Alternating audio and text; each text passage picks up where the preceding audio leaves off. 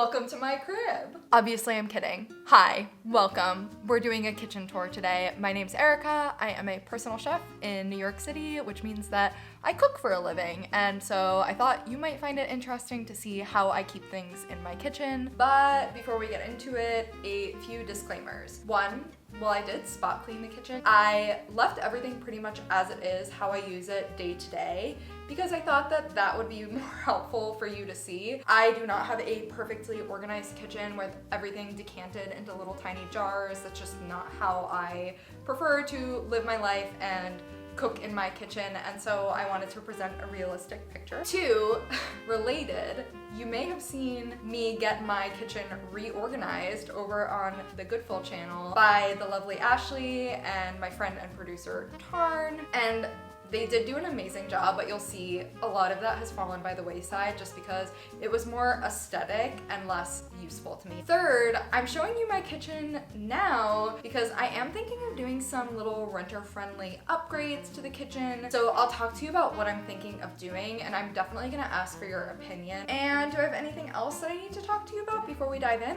I don't think so. So yeah, let's dive right in. Let me show you my kitchen.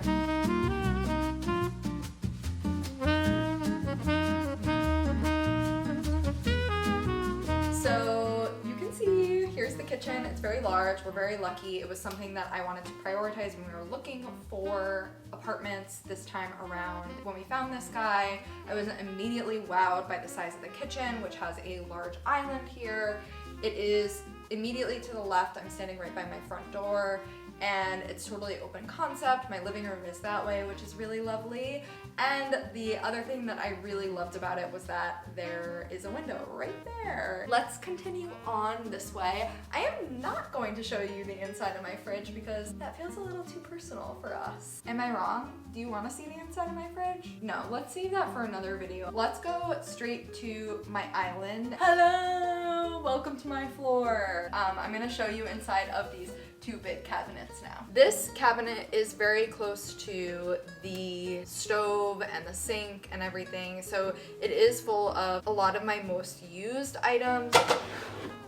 I've talked a lot about how bowls for me are huge for meal prep. These are just various bowls. I don't really have a set. I've just collected them over the years.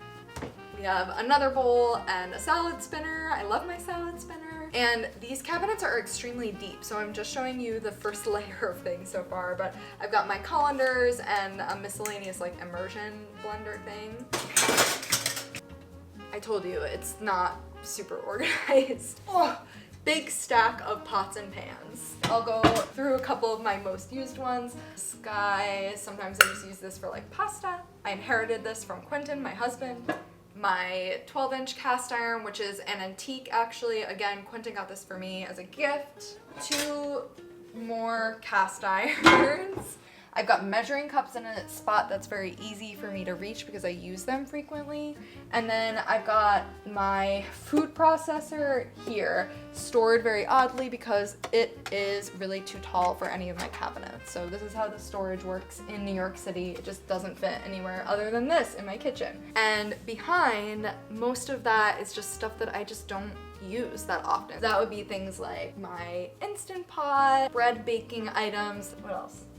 A few really large cooking pots. That's this deep cabinet. It's stuffed, but it functions for me. So we'll go through this next one quite quickly because there's not that much in here. Cat food here, kitchen towels and such down here. An entire bin of alternative gluten-free baking flour plus overflow right here. And it's down here and kind of away from cooking stuff because I don't use it that often, honestly. I'm more of a cook than a baker, and I should probably donate some of this flour. And then what you might find most interesting here, and what I have been asked a lot about, is my Tupperware selection. So let me show you that up close. As you can see, this is an area that is for servingware, and we don't use it that often, so it's kind of stacked up haphazardly, but that works for us because we don't use it that often. Then beside it, I have all of my Tupperware, which is important for meal prep purposes. This is my Prep Natural stuff. Some of it is stacked up behind. This item is a little lid stacker that is left over from the BuzzFeed reorg, and I do recommend this. But yeah, I mean, I just prefer Tupperware that can stack It doesn't necessarily nest perfectly, but the Prep Natural stuff does stack nicely. That's that. So about the island and what we keep out on the island. First, we have this big bowl that I thrifted in Ithaca. It was like $15 and it's huge, and it's something that if I found it in a curated store in Brooklyn would have been $150. So I love this, and we use it to store like winter items like mittens and stuff when you first come in. We also have this donabe, which is a Japanese cooking pot from my time living there. My mom gave this to me recently. I love it, and we store onions and garlic in it. And then this is just a decorative vase. I always keep my cutting board out because I use it multiple times a day. My beloved island, she fits so much stuff, including all of these 4 drawers. So let me talk to you about what's in them. So here we have silverware. It is again right near the oven and the stove, which is behind me. All of our silverware pretty much is thrifted actual silver that Quentin picked up before we were together, but I do just love it. A couple of different sets that are quite eclectic.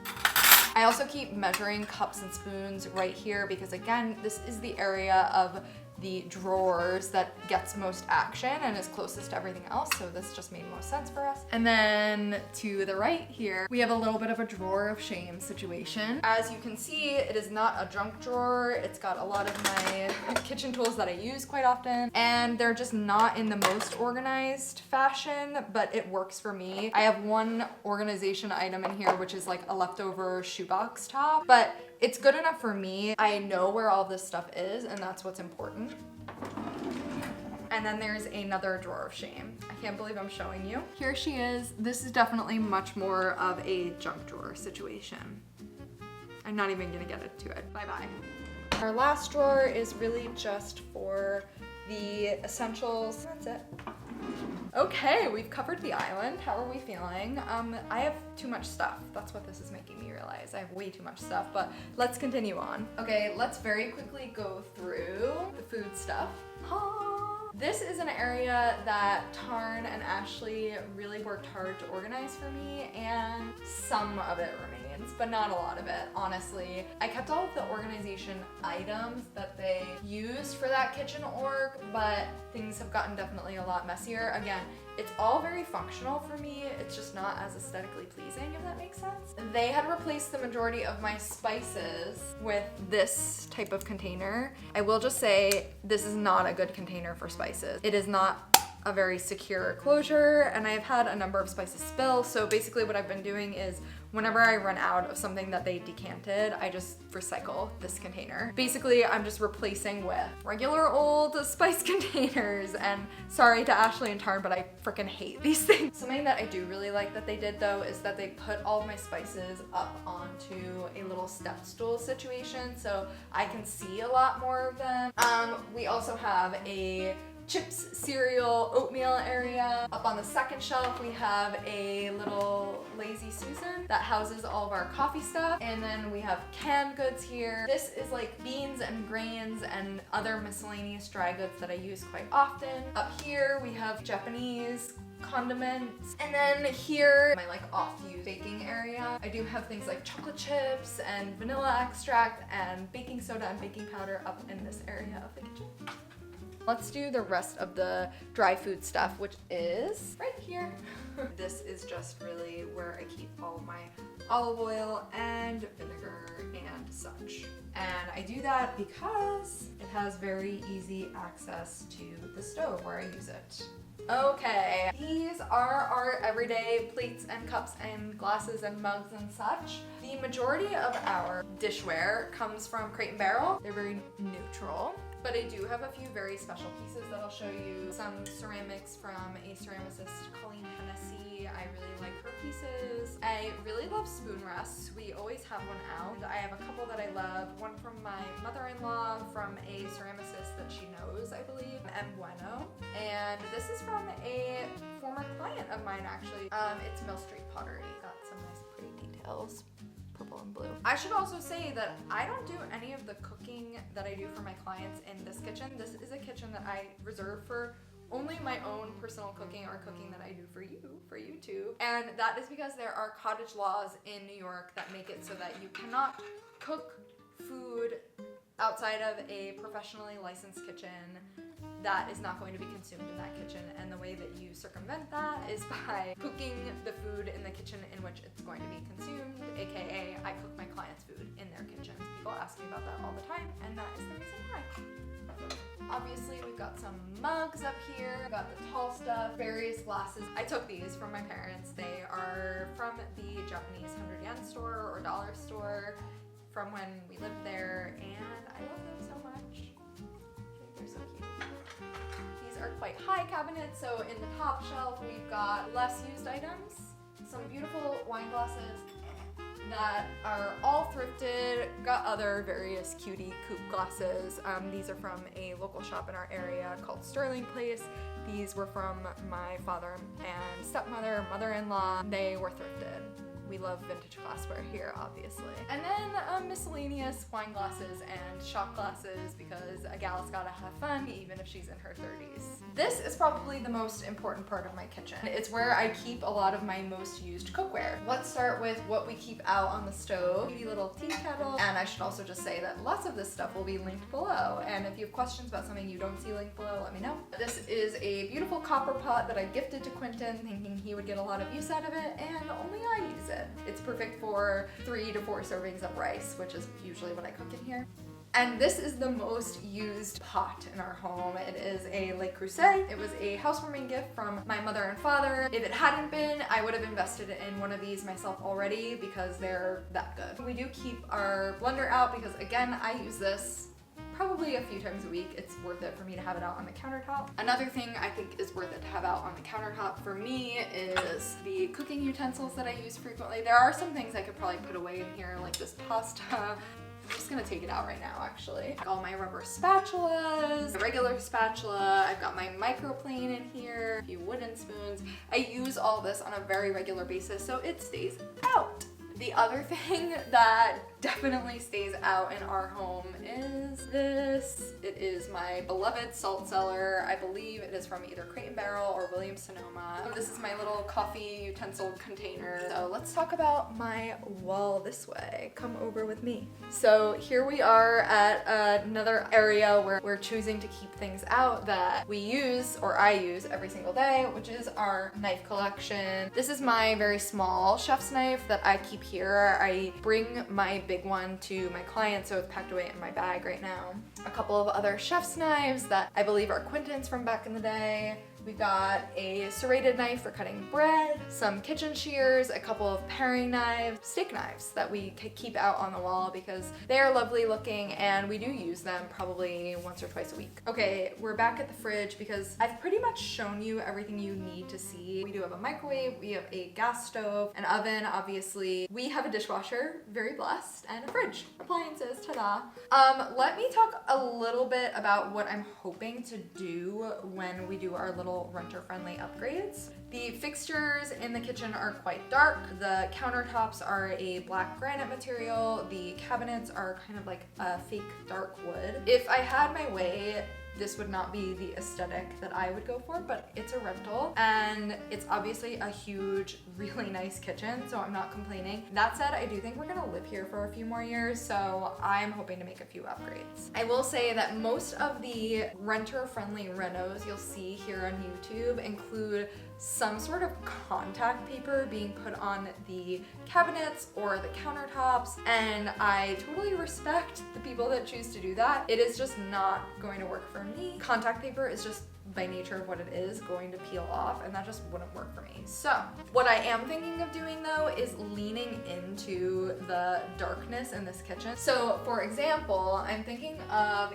either doing peel and stick wallpaper or a dark green paint on this backsplash area. This aesthetic gives me like early 2000s new build, which is what this building is. So, and that's not really my vibe. You can see I'm more of a When Harry Met Sally, Frog and Toad kind of gal. Cottagecore, French country. It's just not giving the like grown up, cozy, Parisian, you know, all the dumb bougie, like look at how I'm dressed.